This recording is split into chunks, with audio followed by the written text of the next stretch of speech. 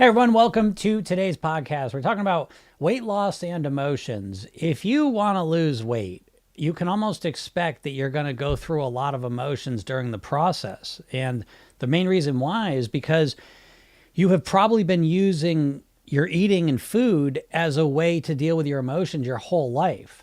And so, in order to lose weight or when you start getting cleaner with your eating, simultaneously, what you're doing is you're not using the same emotional management strategies that you've probably been relying on your whole life. And so now you've got to figure out another way to deal with these emotions. And one of the main ways that you're going to experience emotions is that you may have been using food as a way to numb yourself from emotions that you don't want to feel in your life. And so all of a sudden, when you rely less on the food and you start cutting it down, again, one of the side effects is that these emotions show up right in front of your face now, full force. And so it can be a weird experience when you start eating better, living healthier and losing weight. And now you feel angry and sad and depressed and all these negative emotions. But understand that this is a normal part of the process, because I don't care who you are. If you live in America anyways, you probably have been using food as a way to deal with emotions. And so again, when you take that out, these emotions pop up. So you need to learn how to deal with emotions in a genuine way if you're truly going to master your weight. And I think really being able to deal with your emotions is the real difference between being able to lose weight and being able to master your weight. You can fight against emotions and force yourself to do whatever for a short period of time. So you can lose weight and fight against all the emotions. And on top of that, when we're losing weight, the excitement of the weight loss, the focus on what we're doing, that in of itself sometimes becomes a numbing agent as well. But ultimately, when you get to your goal weight, and the excitement of the weight loss has kind of faded away a bit and you've gotten used to it, now you're going to come face to face with these emotions. And again, most of the time you're going to come face to face with them a lot sooner than when you get to your goal weight. So you got to recognize this first and then come up with strategies to genuinely deal with the emotions. Now, I'm not going to go into every strategy there is to deal with emotions here, but I will give you an overriding idea that may be a little bit different than how you normally think of it. So again, a lot of times in America anyways, we live in a symptomatic world in America where we're taught to treat the symptoms. And so a lot of times, when it comes to emotions, we treat the symptom of the feeling sad, feeling angry, feeling depressed by distracting ourselves. And so my biggest suggestion, what I've seen work the best for myself and my clients, is when we start to really go straight at the emotion that we're feeling. Let's just say I feel sad. We go straight at it. We allow ourselves to feel it in a calm, relaxed way. And then we follow it up with the question, how do I want to feel? And the answer maybe is something as simple, I would like to feel happy. Great. Now all of our energy, or as much as possible, we put into asking the question and answering it, how can I feel happier? And I can promise you, you have not been doing this. You're wondering why you feel sad. You're running away from feeling sad, and you're not taking all of your energy and putting into how do I want to feel and how can I feel more of that in my life in a genuine way. Now, understand there's a huge difference between numbing ourselves and distracting ourselves and genuinely feeling the emotions we want to feel day in and day out with our lives, in our lives. So this is, again, just a real brief idea of how to talk about that. I'll do a whole lesson on that at some point. That's a big part of what we cover in the program. But again, the main point here that I want to make is that when you're going to lose weight, you got to recognize that the emotions are going to come up. That's a normal part of the process, and don't be freaked out about it. And understand that this is just a normal part of the process, and don't be worried about it. Because again, it can be very disconcerting when you start losing weight, eating healthier, and then you start feeling depressed and upset. But again, it's mainly because again you're not numbing yourself, you're not distracting yourself, and so now you're more aware of those emotions that have been there. All right. So I wish you the best with this, because this is why I do this. I want you to feel better. I want you to be happier in addition to weighing what you want to weigh. More importantly, I want you to feel good about yourself. I want you to experience the emotions you want to experience and work through the emotions you don't like experiencing. That's my goal for you. So I hope this helps you out. If anyone has any questions, feel free to ask them. Anything at all. Doesn't have to be about emotions. It can be about anything at all. How to stop thinking about eating junk food. Well, I'll tell you, that question, within your question lies the answer. One thing to understand about your mind, especially your subconscious mind, is it does not understand negatives. So Kalina asked, how do I stop thinking about eating junk food? Right? So if I tell you to don't think about what I'm about to say to you, okay, don't think about a banana. Stop thinking about a banana. Whatever you do, don't think about a banana, right? What are you thinking about? You're thinking about the banana. So again, this just comes down to if you really truly have any chance in hell of ever mastering your weight, you've got to master your mind. And specifically the lesson here is that we need to frame our questions in a solution-oriented way. When you ask a question like how to stop thinking about eating a junk food, that's a suggestion that you're giving yourself, and it's causing you to think about eating junk food. Even though you said stop, the big part is you're thinking about eating junk food. And that's what you're focusing. How can I stop thinking about eating junk food? How can I stop thinking about eating junk food? What can I do to stop thinking about eating junk food? What can I, right? And you're just looping through that question, and it's literally causing you to think about junk food. So a better question may be, how can I get myself to eat healthier foods? How can I start eating an apple and a banana every day? How can I increase my, the nourishment that I'm putting into my body in a way that's easy and comfortable? How can I feel indifferent to junk food? How can I feel a decrease desire for junk food? I wouldn't like that one because I don't want to put desire with junk food. I like indifference to junk food. How can I see junk food for what it truly is and what it actually does to my body? Again, so in an ideal world, I don't want anyone to go near junk food. I can start out there, right? So it's no problem for us. Like, geez, I got to stop thinking about junk food. Fine. It's fine. Start out there, but work your way over a solution. Because instead of obsessing on the question, how can I stop thinking about eating junk food, which is literally doing the exact thing you're asking not to do, we want to obsess on, again, how can I get myself to eat healthier? How can I live healthier? How can I drink more water? How can I get better sleep? How can I eat more fruits and vegetables? How can I eat more salads? You start obsessing on that, you're going to get way better results. And that's what you're looking for. Okay. So I hope that helps you. What's up, Jody? Happy hump day. It is. Oh, it's a hell of a hump day for you. It's my son's birthday. And, yeah, it's just a lot going on, It's like sometimes being a great parent's hard. I'm kind of joking, but I'm not. We just always a big deal out of everything, The kid's 12 years old, but we still got to do the streamers, the balloons, hang out with them all day, the whole thing, which I love doing. I love doing it, but it's just been a whirlwind of day to day. But anyways, yeah, happy hump day, everyone. I always love Wednesdays and I love all the days, but certainly I love Fridays and Saturdays and Sundays the most. Lorena, I just want to say that your free hypnosis is amazing. Today I listened first time and it is wow. Yeah, absolutely it is. What she's referring to, by the way, everyone, is you can go to my bio, click the link, get the hypnosis session. It's free. And then I give you a training, 3 steps to master your weight. And then I send you emails every day to help and support you, all for free. Okay. And I got a lot of cool stuff coming. So go do that. It's free. That won't take you more than a minute or two and you'll be in that world. And that hypnosis session is awesome. So I'm glad you enjoyed it, Lorena. What's up, Karen? Yeah, bananas, right? Bananas everywhere. Does eating in only an 8-hour window help? Starting doing that and no alcohol Sunday to Thursday. All right. Here's the thing, Anthony. First of all, I always start this with what I always say is that there's no right or wrong. There's only what works for you. Okay. So you need to base whatever your weight loss is going to be on you. Some things are easy for you. Some things are hard for you, right? Same for me. Some things are easy for me. Some things are hard. Okay. That being said, intermittent fasting and keto are the 2 top diets right now. It's a crazy world we live in. Not that I really have a problem with intermittent fasting per se. I do it myself to a degree, although some, loyalist intermittent fasting would bust my chops and say, that's not intermittent fasting, you're only doing 13 hours a day.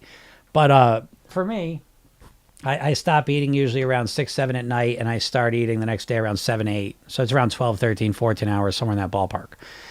Do you need to get to 16 hours? No. All it is, it's a strategy to reduce your eating window. And the idea is that the shorter your eating window, the less you'll eat. I've found that not to necessarily be true. I found a lot of people that try not to eat till noon and they're so hungry by the time they eat that they're binging during their 8-hour window. So again, it just depends on how you feel about it. For me, I've tried it. I don't feel good in the morning. I like to eat quick or early in the day, like within an hour when I wake up. That feels best for me. And so I don't like going till noon. But so I would say experiment with it and notice how you feel. And if it doesn't work for you, fine. You know, again, diet world is always telling us it's got to be done exactly the way they say it. And that is a bunch of bullshit. Okay. You can lose weight a million different ways. The secret is to figure out what works for you. And if you go about the process with that as the main criteria, what works for me, then I think you're going to go, do a lot better. And I love the no alcohol Sunday to Thursday. I think is great. And Program Yourself Thin, we follow a model like that for the eating, where we have 5 days of pleasure, or 5 days of clean eating, 2 days of pleasure eating. So it's similar to that. And I think there's a lot of benefits to approaching things in that way. So I wish you the best with that. But yeah, the 8-hour window, it's just a strategy to lose weight. It may work for you, it may not. Okay. But there's no magic to it. I'm in a healthy weight, but I want to lose around 7 kilograms. Well, why is it so hard? Why is it so hard? Well, how hard things are is kind of relative to how you're approaching them and the strategy you have access to. I will tell you again, in Program Yourself, then we follow the Weight Mastery Pyramid, which is a pyramid to indicate the importance of each step. Mindset's on the bottom, the most important piece. Lifestyle's the second one, and then eating's on the top. Most people trying to change their weight are just focusing on the eating. And that's why it's so difficult, because you don't have the lifestyle or mindset supporting you. So as you get closer and closer to your goal, I think you really have to get more and more refined, especially with your mindset, your lifestyle, and your eating. But it does get harder the closer we get to that goal weight. Again, we do have to optimize. You know what I mean? It's a higher level. It's the difference between getting an A or a B in class, right? I mean, it takes extra work. And the irony is it takes a lot more work to get from a B to an A than it does to get from like a C to a B. So that's just how it is in life, that the higher we aim at for what we want, the more work it's typically going to take. It's not the equal all the way around.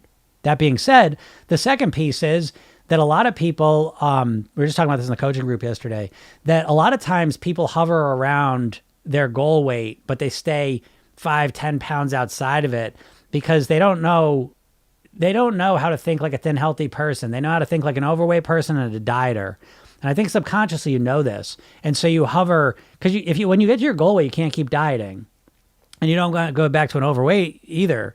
So I think a lot of people subconsciously that they do get close to that goal weight, they kind of hover around, not quite there, but they hover around it because they don't really know who they're going to be at their goal weight. Like if you weren't fixated on losing that 7 kilograms, which I bet you've been thinking about for a long time, the identity shift from being 7 kilograms away from your goal weight and being a person, yes, I am at my goal weight. I was thinking about this yesterday for myself. Like you don't meet too many people that are just like, yes, I weigh exactly what I want to weigh. I weigh exactly what I want to weigh. And I love the way I eat, the way I live, and the way that I make it happen. I am one of these people, and I wasn't always one of these people. And so I have learned the strategies and the mindset to be able to say that, but it's very rare. I mean, 82% of the population in America of adults is overweight or obese at this point. So the 18% that are close to their goal weight or in a normal range, I would say even half of them probably aren't happy with their weight. And the other half, maybe are, but they're not sharing their secrets, or it was always normal for them. So yeah, I sit here in front of you as one of the rare people who can literally say I weigh exactly what I want to weigh. Exactly. And, that's what I help my clients do. Kalina says, you're right. That makes me even want it more. I'm glad, Kalina. I'm glad that helped you out because our language is so important. Again, as a hypnotist, I focus on the subconscious mind, and the subconscious mind is extremely literal. And so I will tell you one of the biggest things you could change with that knowledge is your goal. Your goal is not to lose weight. You don't want to lose weight. You want to get to your goal weight and live at your goal weight for the rest of your life on near autopilot. You'd be well served by upgrading your goal from wanting to lose weight to wanting to live at your goal weight. On near autopilot is a very important piece too. But at the very least, understand that difference. The weight loss is just a phase. It's going to take you a couple of weeks, months, or years. Then you're at your goal weight. But you're not even thinking about living at your goal weight. You just kick the can down the road and say, oh, when I get there, I'll figure it out. You won't. And the reason you won't is because the way you think about weight loss is doing extreme things that are unsustainable. So your brain breaks when it thinks about doing keto forever or doing intermittent fasting forever or counting points forever. Your brain just breaks down. I don't want to think that. So again, the goal you hold for yourself is extremely important. Laura Ann, I saw your question. I was going to make a video on it. which I still might, but I'll answer it here too. Can you give an example of how to combat moral licensing regarding food? So yeah, moral licensing shows up.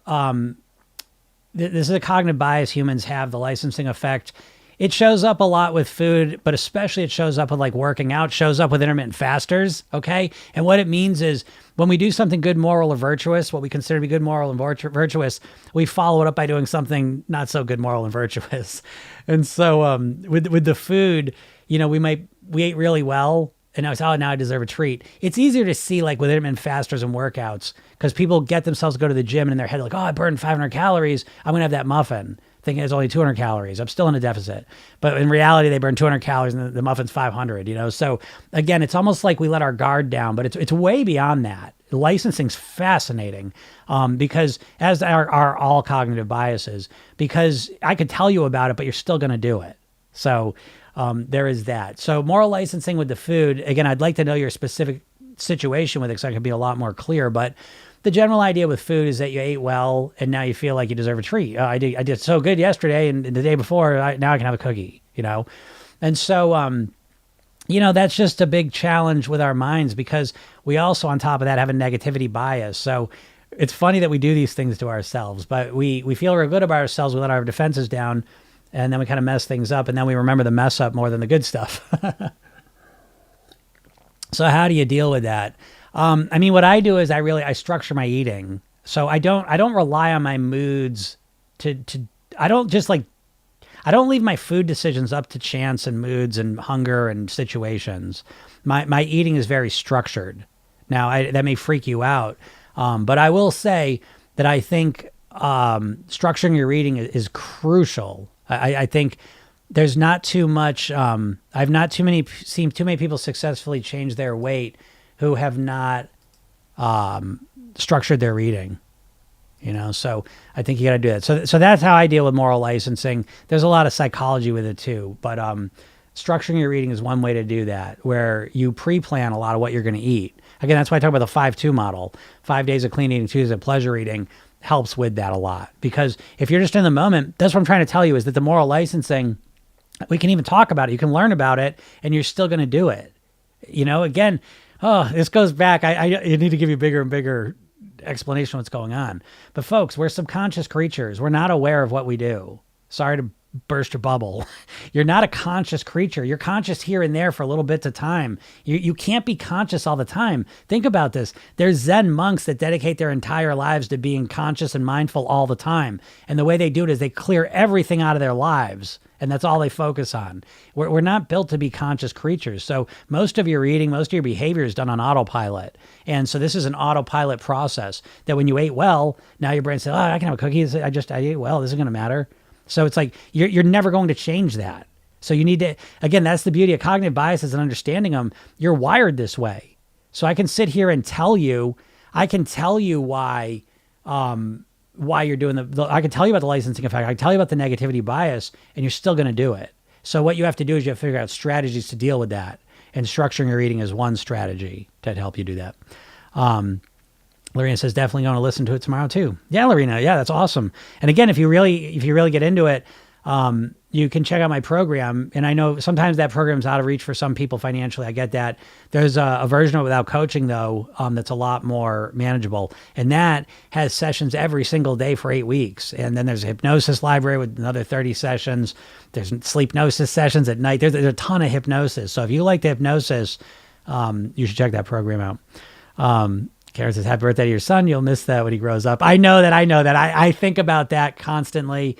And I'm always referencing that when I'm older, I'm going to wish I could do this stuff now when I'm feeling annoyed at things I have to do. So I appreciate you reminding me of that. And I keep that up all the time. Audio went weird. Does it sound better now? Because I put the microphone in, so I'm hoping it sounds better. I also have PCOS. Yes, PCOS, Hashimoto's, insulin resistance, thyroid issues, menopause.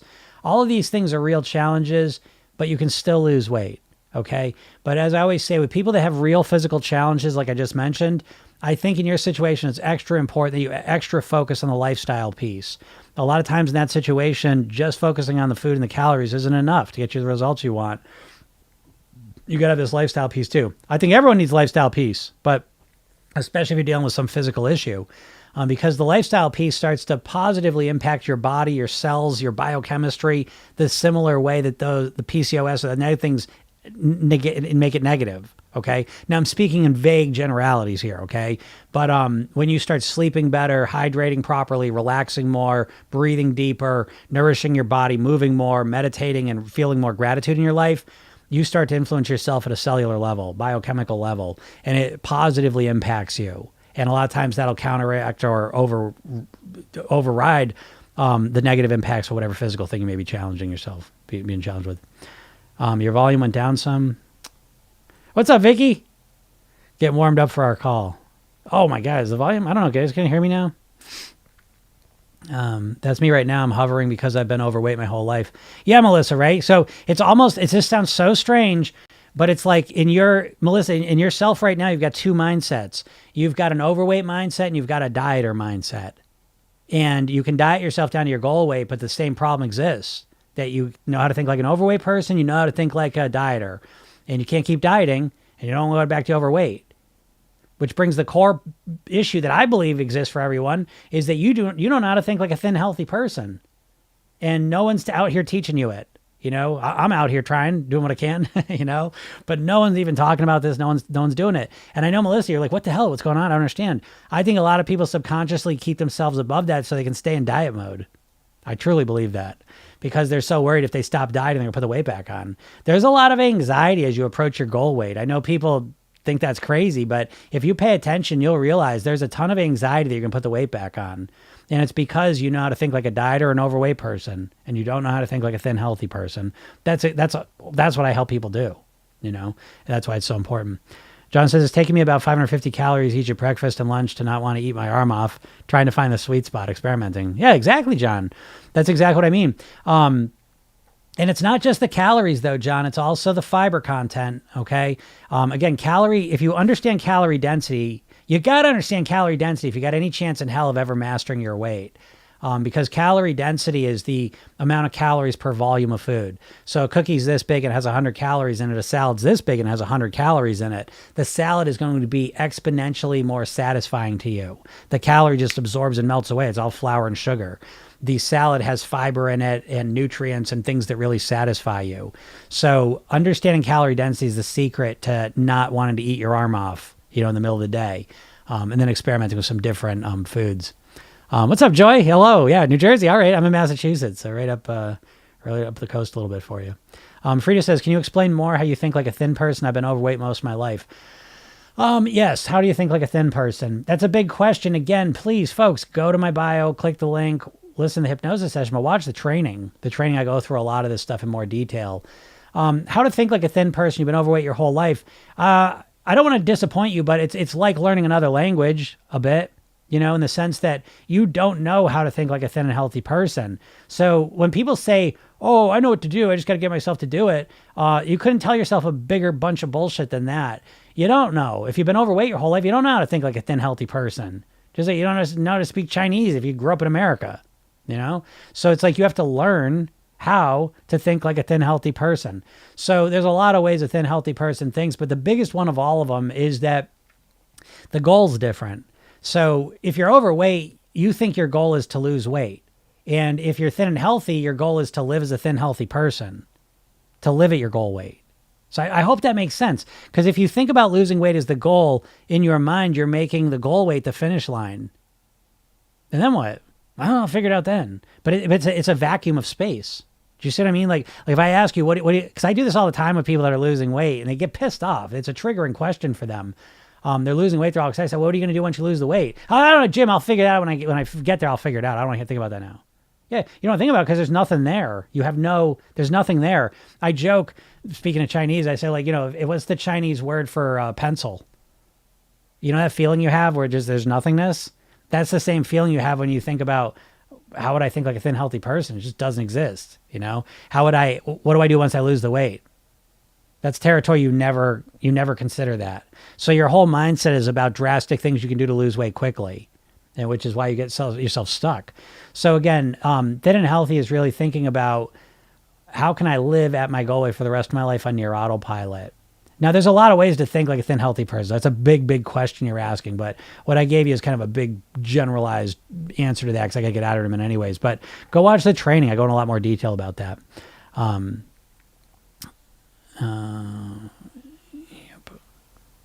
Yep, Laura Ann, thank you kindly. You're welcome, Laura Ann. And that was a good question. I think you asked another good question too, and I thought they were both good. It's better audio now. Yeah, I put the better microphone in there. I don't know what happened. Oh, I guess the microphone thing was low too. It's all I've ever known. I lost 20 pounds and I'm 10 pounds away from my goal and I'm stuck. Yeah, I get it, Melissa. Okay, let me give you another one. Here's another little mindset shift you can use. The difference between being an overweight person and being a thin, healthy person is that I would suggest that you don't make your goal, I want to lose X amount of pounds. Because when you are stating, I want to lose X amount of pounds, and you're fixated on that, subconsciously you're imagining yourself being overweight, right? Think about this. So much of Program Yourself Thin is built around what your identity is, your self-image, right? And so as we're talking here, right? All I've ever known is being overweight. Yeah, that's your self-image. You don't like it, but you know how to get by in the world as an overweight person, okay? And so to become a different version of yourself is scary. So we need to practice it and prepare for it. And so one way you can do it is instead of saying, I want to lose X amount of pounds, you can say, I want to be X amount of pounds. And so when we say, I want to lose X amount of pounds, subconsciously we're coming from the identity of being overweight. And so you're reinforcing that overweight identity. And so when you start saying, I want to be X amount of pounds, you're starting to develop that identity. And it takes some practice and awareness to do that. I know it may sound crazy if you've never heard this before, but it's really important. I've been at my goal weight several times and it felt odd. Like, now what? Thank you, Sisquino. That's what I'm saying. Or Spasquino. I like that. Yeah. Okay. Is everyone seeing that? I've been at my goal weight several times and it felt odd. That's what I would tell you. I've done well over, I'm almost up to 6,000 private weight loss sessions at this point. And I always ask that people have always lost weight. And I said, what happened? You lost the weight. Why'd you put it back on? It's always some version of, I didn't feel like myself. We always are going to live up or down to our self-image. You may not even know what your self-image is. I always find that crazy, that you've been struggling with your weight for decades and you really don't know shit about how to lose weight. Honestly, you got a few vague tactics at your disposal. Oh, stop eating carbs. I got to stop eating carbs. I got to count my calories. I got to count my points. I got 1,200 calories I got to eat. I got to stop eating carbs. You got some vague ass tactic, but you don't have any real nuts and bolts knowledge of how to get yourself to do it consistently. And that's really what I focus on. But yeah, the self-image is really what it's all about. Your self-image, if you're an overweight person, has got to change if you're going to live as a thin, healthy person, and there's a lot that goes to that. But Spasquino is really hitting the nail on the head. Like, now what? Exactly. And that's what you got to get a handle on. I interview people all the time that are getting close to their goal weight and they're anxious as fuck. They're really nervous because they know how to be overweight. They know how to lose weight. They don't know how to live at that goal weight. And they know that deep down. They can't articulate it. They're not consciously aware of it. But there's a part of them that's scared to hell to get to that goal weight because then they just expect they're going to put it back on. Because the dieter's mantra goes from, I just want to lose weight. I just want to lose weight. I just want to lose weight. And then they lose the weight. And then the mantra becomes, I hope I just don't put the weight on. I don't want to put the weight on. I don't want to put the weight on. I'm scared to put the weight on, and they just flip flop between those. So obviously we got to change that internal dialogue and thought process. Cancer treatments caused me to lose 100 pounds and now I don't want to gain it back. I was overweight. Yeah, that's interesting. It's weird when different things that we didn't necessarily involve with get us results. That is a thing to deal with. I hope that they worked for you. That's why it's important to think of this as a health journey, not just a number on a scale. Absolutely. Melissa said, thank you. That was helpful. Good. Greek. Yes, absolutely. Greek. Hi, Jim. I'm trying to lose weight and I literally can't. Keep binging and I've destroyed myself. Okay. So, oh boy, I'd love to get into this. I got to get out of here, but, man, I would get, I'm on here usually at noon Eastern. And I'm happy to talk to you guys about all this stuff. Desperate for the last 10 pounds. Absolutely. Yeah. Guys, okay, listen, go to my bio, click the link, get the hypnosis session, and listen to the training. Watch the training I give you, okay?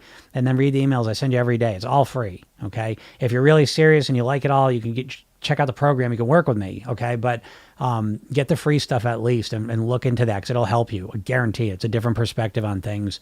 And the podcast is Program Yourself. Then you can hear it on all the platforms, and every weekday we do one. So, all right, everyone, have a super day, and we'll talk soon. Bye.